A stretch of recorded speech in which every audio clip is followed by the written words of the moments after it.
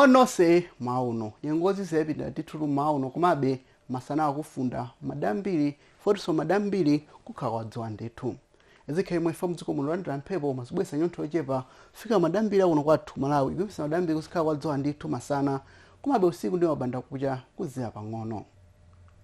ori mauno kwazizana matikona 15 ku Blantyre yakuzomba kumulanje komanso kuphalombe kwazizira poserapo kulilongwe kunchinji kukasungu kunzuzu komanso kulumphi matikona 10 dzuwa loneka ndithu mauno madeo chuluka akikacha kumwera ikacha pakati phele mwa nyanja komanso kumpoto kwa dziko lino lero kafika kumasanaku nyengo wa dzuwa chonchi ipitiranso ndithu madeo chuluka akikacha kumwera ikacha pakati phele mwa nyanja ndi kumpoto kwa dziko lino kuti nthatu masanawa matikona 30 madambiri amphele mwa nyanja 27 ku Blantyre yakuzomba ndi kumulanje kuti nthatu matikona 31 kwa Nkabu komanso kunsanje kumanyengo ofunda kuyembekezera kunzuzu ndi kulumphi matikona 24 pale pano zengo zomwezi tsiku labwino.